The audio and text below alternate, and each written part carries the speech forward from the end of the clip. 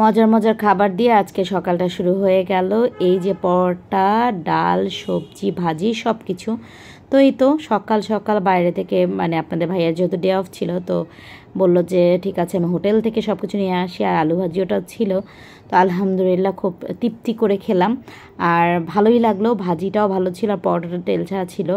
তো আমরা না অনেক সময় মনে করি ভালো মতো খাওয়া দাওয়া করা বা শুধু টাকা পয়সা আমাদের রেজেক। আসলে শুধুই কি টাকা পয়সা আর খাওয়া দাওয়াটাই আমাদের রেজেক? না, এই যে আমরা পোশাক পরি, এই যে আমরা খাবার খাই, আমাদের পরিবার নিয়ে ঘোরাফেরা করি, আমাদের বন্ধুবান্ধব, আমাদের সুস্বাস্থ্য, দিন শেষে আমরা যে একটা শান্তির ঘুমের জায়গা পাই, সেটাও কিন্তু আমাদের রেজেকের একটা অংশ। আপনি প্রতি সেকেন্ডে যে শ্বাস প্রশ্বাস নিচ্ছেন না, সেটাও কিন্তু রেজেকের একটা অংশ। আমরা জীবনে প্রত্যেকটা রেজেকের জন্য আল্লাহর কাছে কৃতজ্ঞ, তাই না? আলহামদুলিল্লাহ। আসসালামু আলাইকুম, hello, welcome back to my page, welcome back to my YouTube channel. যারা যেখান থেকে দেখছেন আজকের ভ্লগে সবাইকে স্বাগত জানাচ্ছি। আমি আফসানা, আপনাদের সাথে ঢাকা থেকে আছি ভিডিওতে। আর আপনারা কি কোথা থেকে দেখছেন কমেন্ট করে অবশ্যই জানাবেন। নতুন মানুষের সাথে পরিচিত হতে তো বরাবরই ভালো লাগে। আর পুরাতন কারা কারা আমার ভিডিওগুলো দেখছেন তারা প্লিজ একটু কমেন্ট করবেন। এত কষ্ট হয় কেন আপনাদের কমেন্ট করতে? ভালোবেসে আপুকে না হয় একটু কমেন্টই করলেন। তো কে কোথা থেকে ভিডিওটা দেখছেন, আমার কোন ফ্রেন্ড, কোন বান্ধবী বা ভাবি, নানি, চাচি, যারা যেখান থেকে দেখছেন না কেন সবাই প্লিজ কমেন্ট করে আমাকে কাজ করার জন্য আরও বেশি উৎসাহ জাগাবেন। তো এই গরমের দিন তো লাউ, এই তো আজকে চাল কুমড়া, এটাকে অনেকে পানি কুমড়া বলে আর এটাকে চাল কুমড়া বলে বা জালি বলে। তো আমি এটাকে চাল কুমড়াই বলি। আজকে ভাবলাম চালি কুমড়া রান্না করব। তো রান্না করে কাটা বাছাটা করতে পারি না, বেশ গরম লাগে, তাই ডাইনিংয়ে বসে বসে এই যে আমি কাটা বাছা করি, আর আমার এই যে মানে বাচ্চা কাচ্চারা পাশে বসে দুষ্টামি করে। ছেলেটা বসে থাকে, মেয়েটাও বসে থাকে, আর ওদের সাথে কথা বলতে বলতে আমারও কাটাটা খুব দ্রুত হয়। তো এই তো আজকে কী রান্না করব বুঝতে পারছিলাম না। তো শেষে ফ্রিজে অল্প কয়টা ভেন্ডি ছিল, সেটা কাটলাম, আর এই যে এখন চাল কুমড়াটা কাটলাম। কিন্তু এত বড় একটা চাল কুমড়া যদি একটা তরকারি দিয়ে রান্না করি তাহলে ভালো লাগবে না, কারণ অনেকগুলো তরকারি হবে, খেতে ভালো লাগবে না। তাই চিন্তা করলাম যে অর্ধেকটা চাল কুমড়া আমি মাছ দিয়ে রান্না করে অর্ধেকটা কী করব সেটাও আপনাদের সাথে শেয়ার করব।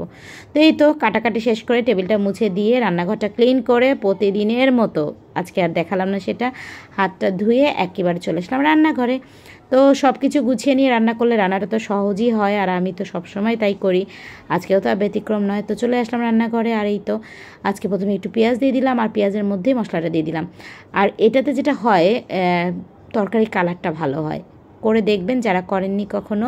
পেঁয়াজটা যখন একদম লাল হওয়ার আগেই যদি ওখানে মরিচ আর হলুদ দিয়ে তারপরে পানিটা দেন, তাহলে দেখবেন যে কালারটা অনেক বেশি সুন্দর হয়। আমি কিন্তু মাছ রান্না করার ক্ষেত্রে সবসময় বাটা জিরাটা ব্যবহার করি, তাতে একটা ভালো স্মেল হয়, আমার কাছে ভালো লাগে। অনেকে হয়তো গুঁড়া জিরাটাও ইউজ করে, কিন্তু আমার কাছে কেন জানি মনে হয় যে মাছ রান্না করলে বাটা জিরার স্মেলটা অনেক বেশি ভালো লাগে আর খেতেও ভালো লাগে। তো এই তো আমি মশলাটাকে ভালো করে কষিয়ে নিচ্ছি। আমি আজকে যে চাল কুমড়া বা পানি কুমড়া হোয়াটএভার যেটাই বলেন না কেন, সেটা কোনো রকম সেদ্ধ করে নিচ্ছি না, জাস্ট আমি কেটে ধুয়ে রেখে দিয়েছি। মশলাটাকে ভালো করে কষিয়ে নিয়ে তারপর আমি যেটা করব, আগে তরকারিটা দিয়ে কষাবো। তো এর মধ্যে মনে হলো ধনিয়া গুঁড়ো দিতে ভুলে গেছি।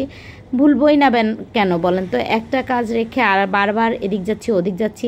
আপনারা তো ভিডিও দেখছেন, ভিডিওতে মনে হচ্ছে যে কি স্মুথলি রান্না করছি, আসলে কিন্তু তা নয়। দেখা যায় রান্না উঠাই দিয়ে আমি আবার ভাত উঠাইছি, এরপরে আবার ওদিকে গাছে পানি দিয়েছি। মানে মেয়ে মানুষে তো 10 হাত নিয়ে কাজ করতে হয়, আবার সব দিকেও কিন্তু চোখ রাখতে হয়। আর আমার ব্যাকগ্রাউন্ডে আজকে একটু নয়েজ থাকতে পারে, সেটার জন্য আমি ক্ষমা প্রার্থনা করছি, কারণ যখন ভয়েস ওভার দিচ্ছি আমার বাসাটা তো রোডের পাশে, তাই সব সময় আসলে এরকম শব্দ থাকেই। তো মাঝে মাঝে ভয়েস ওভার যখন আমি সন্ধ্যার দিকে করি তখন ভয়েস ওভার দিলে এরকম প্রবলেম হয়। তো এই তো আমি চাল কুমড়াটাকে বেশি করে একটু মরিচের গুঁড়ো আর একটু হলুদ, একটু লবণ দিয়ে মাখিয়ে রাখছি। এভাবে যারা ভাজি করে খাননি তারা খাবেন। আমাদের ওদিকে এই ভাজিটাকে, যেটা একদম কচি চাল কুমড়া বা পানি কুমড়া থাকে, সেটাকে পাট ভাজি বলে। তো এখন যেহেতু আমার কাছে বড় একটা চাল কুমড়া ছিল, নষ্ট হয়ে যাবে, তাই ভাবলাম যে ঠিক আছে কচি না হোক, যেমনই আছে সেরকম করেই একটু চাল কুমড়াটা ভাজি করি, তাহলে দুইটা তরকারি হয়ে গেল, আর একটু ডিফারেন্ট তরকারি হলে খেতে ভালোই লাগে। তো এইভাবে মাখিয়ে আমি বেশ কিছুক্ষণ রেখে দিলাম। এর মধ্যে ভাত হয়ে যাচ্ছে, আর আমি ভেন্ডি ভাজিটা উঠিয়ে দিয়েছি। আর এক চুলায় তো আমি চাল কুমড়াটা কষাচ্ছি, কারণ মাছ দিয়ে রান্না করবো, আর মাছটা কিন্তু আমি আগেই ভেজে নিয়েছি। সেগুলো আর ক্যামেরা ধরতে পারিনি। অনেক সময় আছে না যে ওই যে কাজ করতে করতে একটার পর একটা গুছিয়ে রাখি, যাতে করে যতটা মেইন যে রান্নাটা সেটাই আসলে দেখাতে চাই, বাট সেটাও আসলে অনেক সময় ঠিকঠাক মতো করে উঠে পারি না। কারণ ওই তো একটার পর একটা কাজের কিন্তু এরকমই মানে থাকেই ঝামেলা। এরপরে তো কাপড় চোপড় ধোয়া আছেই, তারপরে কাপড় রোদে দেওয়া, নানান কাজের কোনো শেষ নাই। তো তারপর এই যে আল্লাহর রহমতে এই তো এখন তরকারিটা ভালো মতো কষিয়ে নিচ্ছি। যেটা বলছিলাম, মাঝে মাঝে আগে যখন ছোট ছিলাম তখন ভাবতাম কি আল্লাহর রিজিকে যা লিখেছে তাই খাচ্ছি।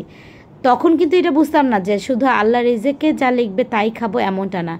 এই যে ভালো আছি, সুস্থ আছি, আলহামদুলিল্লাহ, বাচ্চা কাচ্চা নিয়ে হেফাজতে আছি, সুন্দর একটা পরিবেশ দিতে পারতেছি আমি, না আল্লাহর ওসিলায় আসলে এই পরিবেশটা আমরা পাচ্ছি। রাতে ঠিকমতো ঘুমাতে পারছি, সকালে আবার সূর্যটা দেখছি, সব কিছুই কিন্তু আমাদের রিজিকের অন্তর্ভুক্ত।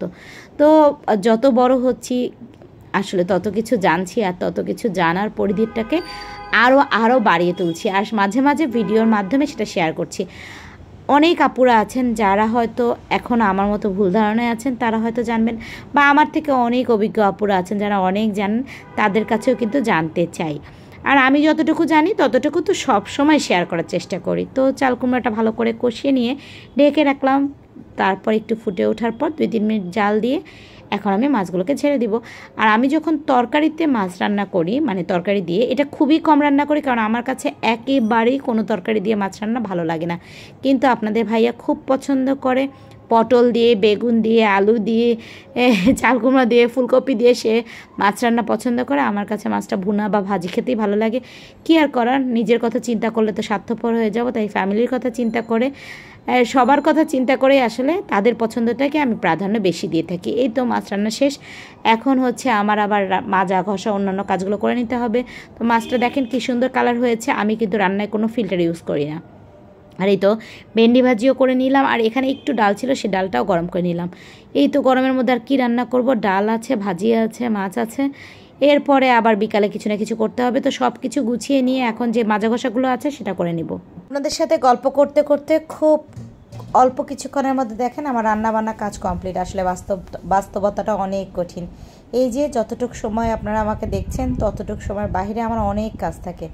তারপরও আলহামদুলিল্লাহ জীবন যেমন যাচ্ছে। আর এখানে চাল ধোয়া পানি রেখেছি, গাছে দিব। বিকালে গাছগুলো একদম কেমন লেতিয়ে যায়।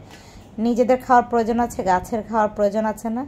এই যে রিজেক্ট, আমরা যেমন রিজেক্টটা দিচ্ছি, ভাত খাচ্ছি, ঘুরতেছি ফিরতেছি, সব কিছু গাছেরও তো রিজেক্ট আছে। তো আলহামদুলিল্লাহ এইভাবেই চলে যাচ্ছে আমাদের জীবন। দোয়া করবেন সবাই, ভালো থাকবেন সবাই।